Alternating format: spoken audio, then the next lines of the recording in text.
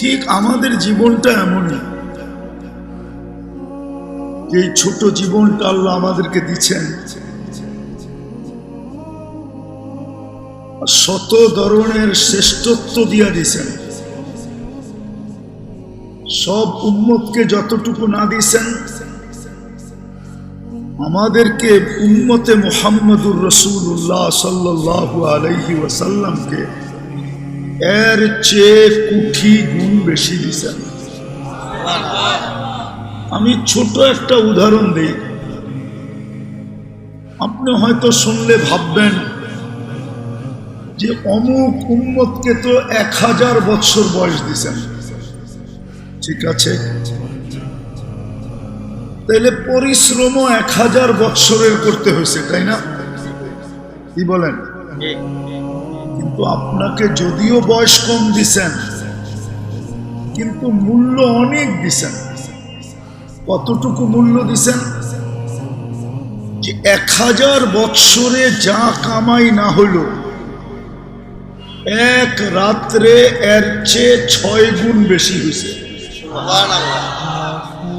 এক রাত্র 83 বৎসর। কত? কত?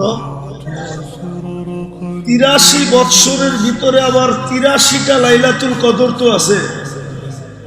এখন 83কে 83 দিয়া পূরণ দেন, দেখেন কত হয়। দেখেন পূরণ দিয়া 6889 বৎসরের ইবাদত মিলল এক রাত্রে। রাত্রে মূল্য আপনাকে বেশি দিল না যাকে 1000 বৎসর বয়স ছিল তাকে বেশি দিল? সে খাটছে কতদিন? আপনি খাটছেন কয় রাত্র? তাহলে আমার কথা ঠিক আছে তো? যুগ বিয়োগে মিলল তো?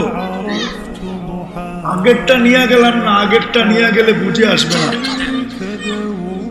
কেননা 6889 বৎসর, ঠিক না? প্রত্যেকটার ভিতরে তো আবার এক একটা লাইলাতুল কদর আছে, ঠিক না? ওটা হিসাব করলে আমাদের কম্পিউটারে আসবে না।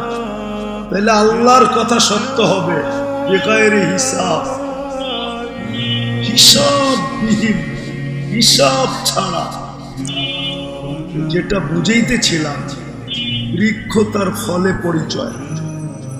আমাদের পরিচয়টাও আল্লাহর কাছে আমলের দ্বারা, কোনো এলাকা দ্বারা না, কোনো বংশ দ্বারা না, কোনো বুলি দ্বারা না। আরবি বললেই যে জান্নাতে যাবে, তো আরবি তো আবু জাহেলও বলতো, ঠিক না? না বলতো না? আমাদের পরিচয় কোনো বুলি দ্বারা না। বুলি বোঝেন তো? কোনো ভাষা দ্বারা না। আমাদের পরিচয় কোনো বর্ণ দ্বারা না। আমাদের পরিচয় কোনো বংশ দ্বারা না। বংশ দ্বারা যদি পরিচয় হইতো, তাইলে আবু তালেবের কবর দেখলে চোখে পানি আসতো না। আমি সত্য বলতেছি, আমি আবু তালেবের কবর চিনি। যখনই যাওয়া হয়, যদি ওদিক দিয়ে যাওয়া হয়, কবরের দিকে চোখ ওঠে, খোদার কসম চোখে পানি চলে আসে।